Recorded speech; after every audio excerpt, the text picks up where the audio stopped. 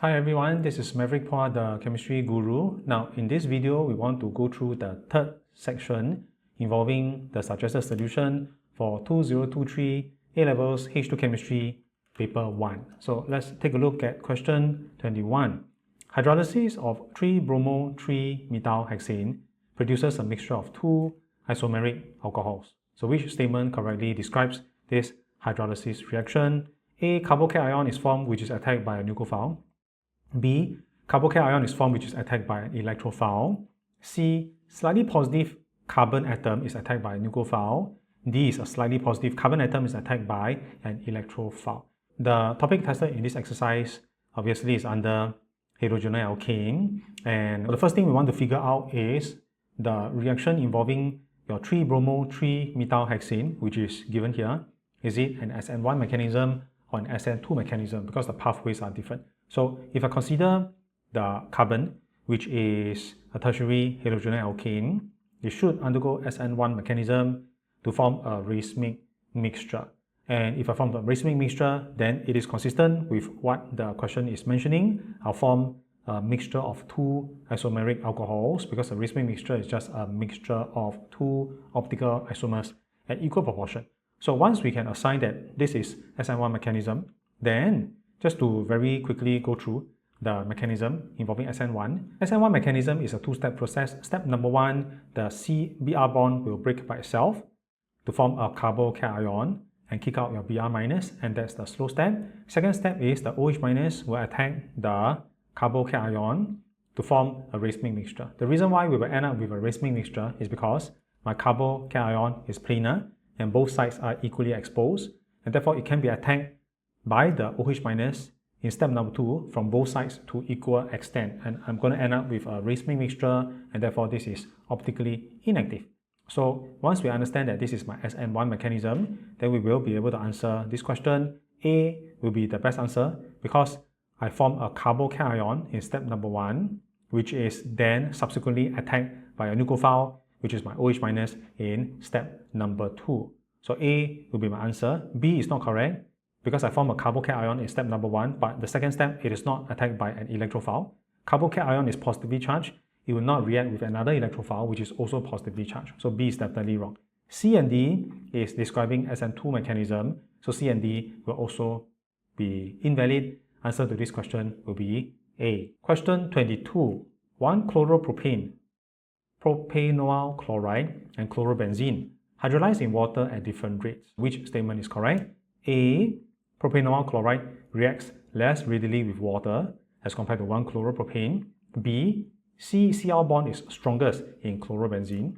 C. Leaving group Cl- is the most stable in the hydrolysis of propanoyl chloride. And D. The carbon atom bonded to chlorine is most susceptible to electrophilic attack in propanoyl chloride.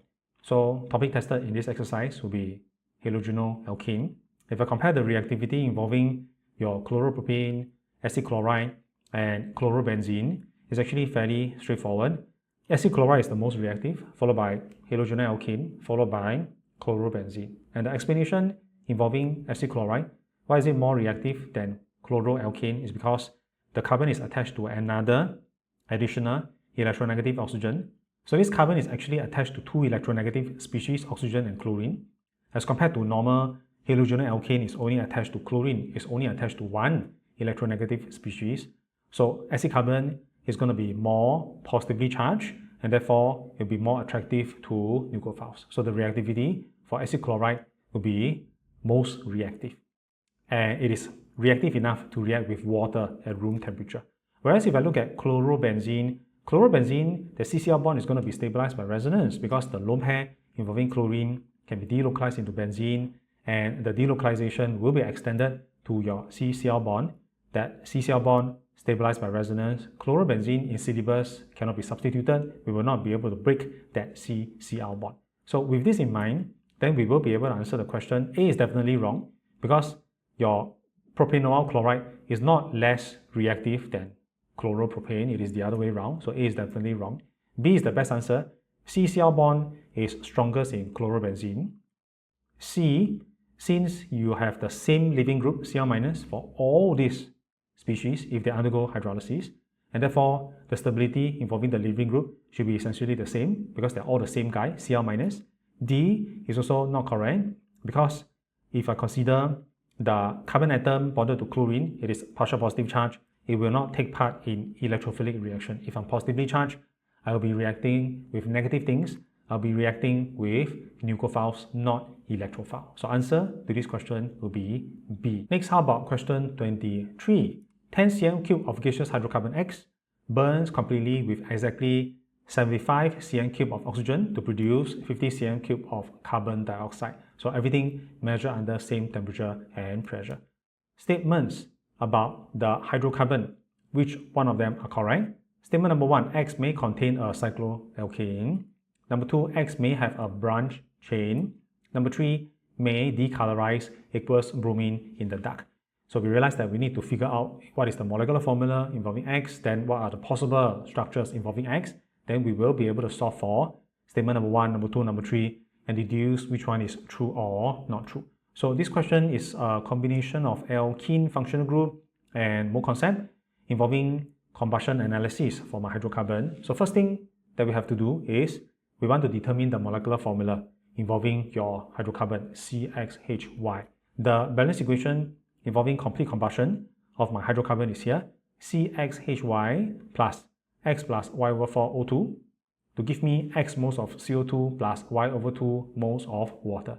If we want to, we can balance this equation on our own in terms of X and Y because hydrocarbon will burn in oxygen to give me CO2 plus water, and from there we can balance it in terms of X and Y. Next thing we're going to do is we will try to fill up these two rows. First row is the mole ratio, second row is the volume ratio. So mole ratio, we just follow the coefficient of the balance equation. 1 is to X plus Y over 4 is to X is to Y over 2. So the mole ratio will also be 1 is to X plus Y over 4 is to X. Water, we're not so bothered about it because question never give me information involving amount of water that is being formed. Now, volume ratio, question is very nice to just upfront tell me the volume of all the species involved. 10 cm cube hydrocarbon, 75 cm cube oxygen reacted, 50 cm cube of carbon dioxide. Then now what we can do is we can compare mole ratio to volume ratio. Now keep in mind, comparing mole ratio to volume ratio only applies to gases. When I have two gases, according to Avogadro's law, I can compare mole ratio to volume ratio. The mole ratio of two gases will be equal to the volume ratio of both gases, but only applies to gaseous species. I can compare the number of mole of carbon dioxide to hydrocarbon, which is X divided by 1 equals to 50 divided by 10, which is here. So for X, X equals to 5. Next, I can compare the mole ratio between oxygen and hydrocarbon. X plus Y over 4 divided by 1 equals to 75 divided by 10. We have already solved for X. X is equals to 5.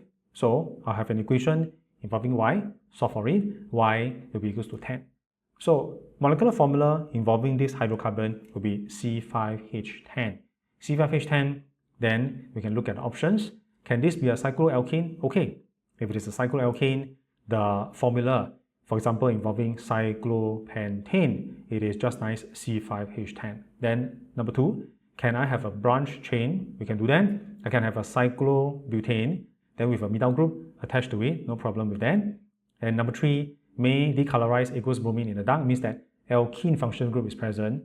So if I have a pentene, pen1 in this case, the formula is C5H10. Alkene functional group is present to decolorize my bromine. So all statements are true. Answer will be A. Next, how about question 24? 24, in an industrial process, heptane vapor pass over heated catalyst to make methyl benzene.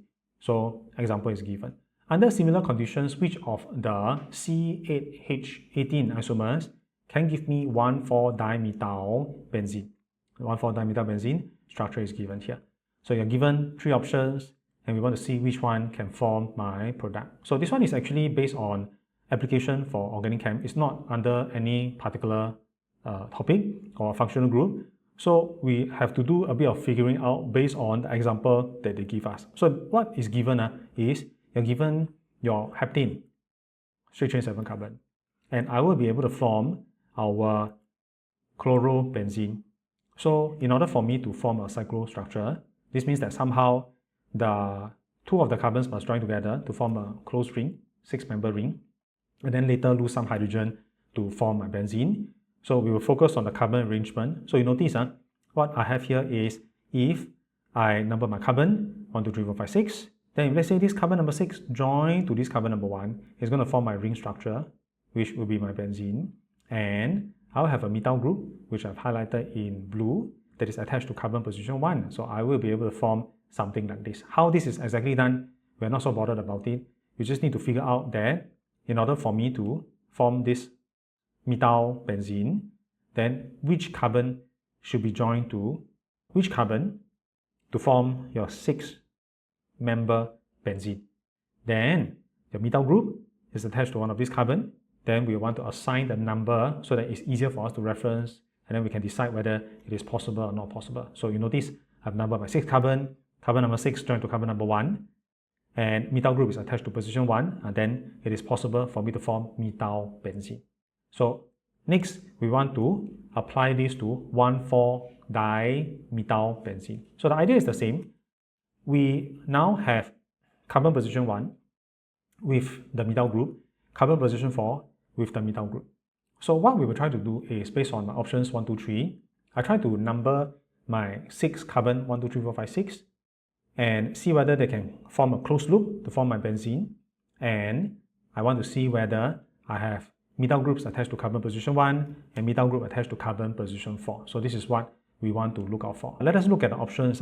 Number 1. Number 1, we have to actually do a bit of trial and error to try to figure out. So you notice what I've done is, if I number my carbon in this way, if this is carbon number 1, 2, 3, 4, 5, 6, if this carbon number 6 were to somehow loop and join to carbon position 1, so this will form my closed loop, this will form my benzene. And you notice I have a methyl group joined to carbon position 1, and I have a methyl group attached to carbon position 4. So this is going to give me my 1,4-dimethyl benzene. So number 1 is possible. So we have to do a bit of figuring out, and maybe what we can do is we can focus on carbon position 1. And you notice because carbon 1 is attached to my methyl group, so I wouldn't try to name this terminal carbon as position 1 because I need a methyl group attached to carbon position 1. So what I'll try to do is I'll try to number the second carbon as position 1. So at least I have a methyl group here to carbon position 1 already. Then I try to see whether I can form a 6-carbon closed loop. Okay? So number 1 is okay, I can form the product. How about number 2? Number 2, again, either because I have 4 methyl groups at the side, I can try to either make this carbon as position 1 or this carbon as position 1, and I try to form a 6-member ring.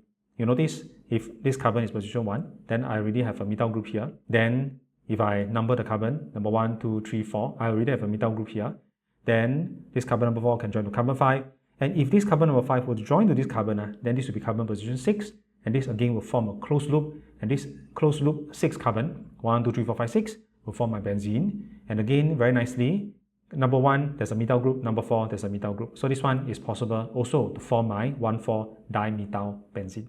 Number 3, is it possible for me to form 1,4-dimethyl benzene? Now, same thing, if I want to find my carbon position 1 which carries a methyl group, so maybe this is carbon position 1 because there's a methyl group here, and I try to form a closed loop 6-member. So if I have 1, 2, 3, 4, 5, 6, when I form this closed loop to form a benzene, you notice the methyl group is on carbon number 1 and carbon number 5. It is not 1,4 position, the methyl group is on position 1 and 5, so therefore this is not giving me the compound that we want. But how about the other possibility? What if this other carbon here, it is carbon position 1, then what if it close a closed loop involving 6 carbon, 1, 2, 3, 4, 5, 6, when it forms a closed loop back to carbon 1, so this one again will form benzene, but again the methyl groups is on carbon number 1 as well as carbon number 5. This structure number 3 is not possible to give me this 1,4-dimethyl benzene. So this question, actually we have to do a bit of application, a bit of figuring out, and I think also quite a fair bit of trial and error. We should be able to decide that number 1, okay, I can form the compound that we want. Number 2 is fine as well. Number 3, I will not be able to get the compound that we want. So answer in this case will be B. Next, how about question 25?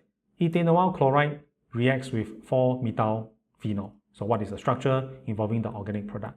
Very straightforward question targeting the reaction between acid chloride an alcohol or phenol to form ester. So it's just a condensation reaction between your ethanol chloride with your phenol, take away your HCl. So basically what is happening is the oxygen will function as a nucleophile, attack the acid carbon, take away HCl, and I will be able to get my ester functional group. So I'll have CH3CO, O, benzene, followed by CH3. So answer to this question will be D. Very straightforward question. Next, how about question 26? 3-bromo-4 hydroxycinnamic acid is dissolved in heavy water, D2O. Contains a number of hydrogen atoms that can be replaced by deuterium. So the structure involving 3-bromo-4 hydroxycinnamic acid is here. So what is the maximum number of hydrogen atoms that could be replaced by deuterium atoms in each molecule of this acid? The topic tested in this question is actually based on acids and derivatives, involving which of this functional group is acidic enough to dissociate to give me H+ in water. So the concept is, if the functional group is more acidic than water, then it is able to dissociate in water to release the proton, and later when it dissociates back, because the reaction is reversible, it is able to pick up a deuterium instead of a hydrogen. So the idea is, if let's say I have a weak acid that is more acidic than water, in heavy water it is able to dissociate to form conjugate base. So this is actually my H3O+, but we write this as HD2O+. It's just H3O+. Then in the reverse process, you notice what it can do is, instead of picking up a hydrogen, it can also pick up a deuterium. So the reverse process is here, involving your HD2O+ with my conjugate base. I transfer the deuterium back to my O-, and I form back this weak acid, but instead of picking up your hydrogen, I pick up a deuterium. So all we need to do is, we need to decide which of this functional group is more acidic than water, and we will be able to get the answer. Now, phenol is more acidic than water. Carboxylic acid is obviously more acidic than water, because when we learn acidity involving functional groups in organic chem, most acidic functional group will be carboxylic acid, followed by phenol, followed by water, followed by alcohol. So both phenols and acid are more acidic than water. So these two guys will be able to pick up your deuterium when you have this dissociation, as explained previously. All the rest of the functional group shouldn't interact with water, so I will only be able to pick up 2 deuterium. Answer will be B. Now, question 27. A tripeptide is a molecule made from 3 amino acids that have reacted together in a condensation reaction. Maybe we want to take note, tripeptide is not 3 peptide bonds made up of 4 amino acids. A tripeptide is actually 3 amino acids, and interestingly, a tripeptide will only have 2 peptide bonds. So the tripeptide is based on the number of amino acids.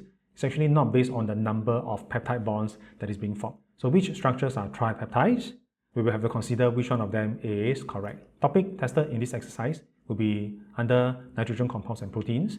Now, we just need to be familiar with the structure or the format involving the primary structure of your proteins. Primary structure involving protein actually will follow this repeat unit. Position number 1 is an amine group. Position number 2 is carbon with a hydrogen and an R group. Position number 3 will be my acid group. Then it will just be a duplicate involving that. So if it is a tripeptide, then I'll have 3 of these repeat units. Alright. Position 1 is amine, number 2 is a carbon with a hydrogen and an R group. Position 3 is an acid group. Amine, R group, acid, amine, R group, acid. Or position 1, 2, 3, 1, 2, 3, 1, 2, 3. And since it is a tripeptide, at the beginning, we need to put in the hydrogen. So on the left hand side, this is an amine. On the right hand side, I have to put back my OH group. So this will end off with my acid group. So the tripeptide basic structure will be here. Then we will try to see which one of these options will have this tripeptide structure. My preference will be to number the positions, and we remember number 1 is amine, number 2 is carbon with a hydrogen and an R group, number 3 is my acid group. Then, based on this carbon chain, we just want to write out my number 1, number 2, number 3, and it has to be a continuous 1, 2, 3 chain if it is a primary structure that we can find in proteins. If I look at number 1, this NH2 is position 1. This is a carbon with R group, position 2. This is acid group, position 3. Number 1, amine. Number 2, carbon with R group. Number 3, acid group. Then this is amine, number 1. Number 2, carbon with R group. This is my NH2 group, which is not my acid group. Number 1 definitely is wrong. Must be amine, R group, acid, amine, R group, acid. or position 1, 2, 3, 1, 2, 3. It has to be 1, 2, 3, 1, 2, 3, 1, 2, 3. Number 1 is out. Number 2, amine carbon with R group, acid group. Amine carbon with R group, acid group. Amine carbon with R group and acid group. So I have my 1, 2, 3, 1, 2, 3, 1, 2, 3. Number 2 is correct. Number 3, you notice they start with an acid group. So what we can do is we can count backwards. Sometimes what they'll do is they'll flip the compound around and make it a little bit more troublesome, but it's quite easy for us to figure out, no problem with that. I can always count backwards. Amine is here, position 1. Carbon with an R group and my acid group. So my 1, 2, 3 is already here. Then we can continue. Amine is here, carbon with an R group is here, acid group, then followed by amine, R group, acid. Number 3 is also having the same structure for my tripeptide. Number 1, 2, 3, amine, R group, acid. And we repeat this 3 times. So number 3 is also correct. Compounds number 2 and 3 are tripeptides, and therefore D will be my answer. Now next, how about question 28? Which statements about hydrogen-oxygen fuel cells are correct? Number 1, reactions in the cell produce no environmentally harmful products. Number 2, fuel cell is very efficient because majority of the chemical energy is converted to electrical energy directly. Number 3, at one of the cell electrodes, hydrogen molecule release electrons by forming hydrogen ions. So which of this statement is true? Topic tested is under electrochem. Hydrogen-oxygen fuel cell is actually explicitly talked about in syllabus. We need to know in acidic medium, if it is H2SO4, in alkaline medium, if the electrolyte is KOH, what are the processes that is taking place and which are the half equations that we're going to use. Assuming that it is in acidic medium, if let's say the electrolyte is H2SO4, the 2 half equations that we should be choosing is hydrogen oxidized to H2, oxygen reduced to water. These are the 2 half equations that we should be using. And if I consider the reaction taking place, hydrogen oxidized to H+, oxygen reduced to water, add the 2 equations together, I'm going to end up with just the combustion of hydrogen, H2 plus O2 is going to give me water. Very, very simple. And if you go and calculate the E cell, E reduction minus E oxidation, the E cell for hydrogen-oxygen fuel cell is going to be 1.23 volt. Correct? Now, if I run through the options, reactions produce no harmful products. True, only water is formed. So number 1 is okay. Number 2, the fuel cell is very efficient because majority of the chemical energy is converted directly to electrical energy. Now actually the efficiency for my fuel cell, maybe we don't really talk about it that explicitly in syllabus. So maybe for us, it might be a question mark, we might not be so sure. If I run through the options later, we will include number 2 as the answer. We're going to talk about this in a while. Number 3, at one of the cell electrodes, hydrogen molecule releases electron by forming hydrogen ions. So which is valid because it is oxidation, H2 will form H+ by releasing electrons. So statement number 3 is correct. So if I know that number 1 is correct, number 3 is correct, and if you look at the options, there's no option where number 1 and number 3 only are correct, and therefore we will have to include that, okay, number 2 has to be true as well. So answer to this exercise will be A. All 3 statements are true. Next, how about question 29? Which statements about standard hydrogen electrode are correct? Number 1, standard hydrogen electrode is connected to a half cell with a negative standard electrode potential. I can form hydrogen gas. Number 2, standard reduction potential of the standard hydrogen electrode is 1 volt. Number 3, standard hydrogen electrode contains dilute sulfuric acid with a concentration of 1 mole per dm cube. Topic tested obviously is under electrochem. Very, very simple question. Number 1, when SHE is connected to half cell with a negative standard electrode, do I form hydrogen gas? We can just pick up any half equation inside the data booklet with a negative E cell, and then we can decide who is oxidized or reduced. SHE, the E value is 0.00 volt. This is the reference electrode. If let's say I choose the half equation involving magnesium to magnesium 2+, and this E value inside data booklet is a negative 2.38 volt. When you have these 2 half cells combined together, the system can decide who is oxidized and reduced. So we will do this by comparing E value. More positive E value, more likely reduced. The half cell with a more positive E value will undergo reduction. The half cell with a more negative E value, it is more likely oxidized, it's going to undergo oxidation. So obviously 0 versus negative 2.38, your SHE will have a more positive E value, it will undergo reduction, and if it is reduced, then it's going to form hydrogen gas. So statement number 1 is correct. Number 2, the standard electrode potential for standard hydrogen electrode is 1 volt? Of course not, it is 0.00 volt. This is the reference electrode. E value is assigned as a 0 value. Number 2, totally wrong. Number 3, standard hydrogen electrode contains dilute sulfuric acid with concentration of 1 mole per dm cube. It's also not valid because if I have 1 mole per dm cube H2SO4, it will give me 2 moles per dm cube of H+, because H2SO4 is diprotic, it can dissociate to give me 2 moles of H+. 1 mole per dm cube H2SO4 is equivalent to 2 mole per dm cube H+, and for standard condition, the concentration of your ions in solution has to be at 1 mole per dm cube. So number 3 is also not correct. Out of these 3 statements, only number 1 is true. Answer will be B. Final question involving 2023 A-Levels H2 Chemistry Paper 1. A current of 0.65 ampere passed through 250 cm cube of 0.2 mole per dm cube copper 2 sulfate. Anode and cathode of the electrolytic cell are both made of platinum inner electrodes. So how long will it take for concentration of my copper 2 sulfate to fall to 0.1 mole per dm cube? So when we look at information involving current and time, we know that this is making use of Faraday's equation for calculation. So topic tested in this exercise obviously is under electrochem. If the question mentioned that there's a decrease in concentration of copper 2 plus, then it should be referring to the reduction of my copper 2 plus to copper at the cathode. So there's a decrease in the concentration of copper 2 plus. Original concentration of copper 2 plus is 0.2. If the final concentration is 0.1, then the decrease in copper 2 plus concentration will be 0.1 mole per dm cube, and this will translate to, because I have the volume, the number of mole of copper 2 plus that is decreased will be concentration 0.1 times the volume 250 divided by 1000 dm cube. We're going to leave this in terms of the calculation, in terms of the working, because the question options are in terms of all the original values. Number of mole of copper 2 plus involved, 0.1 times 250 divided by 1000. Next thing is we compare mole ratio, and I find out what is the number of moles of electrons transferred in the process. Electron to copper 2 plus is 2:1 based on the reduction half equation. So mole of electron will be 2 times number of mole of copper 2 plus, whatever that we have here, times 2. So it is here. Next thing, I will make use of the Faraday's equation. 2 of them, Q equals to IT, charge equals to current times time in seconds. The current is in ampere. And Q equals to number of mole of electron times Faraday's constant.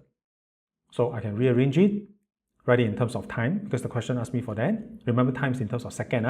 T is equals to mole of electron multiplied by Faraday's constant divided by current. Mole of electron, we already have this here. This whole thing, you can sub this in here. Faraday's constant 96500 divided by current 0.65 ampere. And I just need to do some rearrangement, and I'll be able to get numerator 0.1, 250, 2, and 96500. Denominator, I'll have 0.65 and 1000. So once we have this, I just need to compare this with the options. Answer to this question will be C.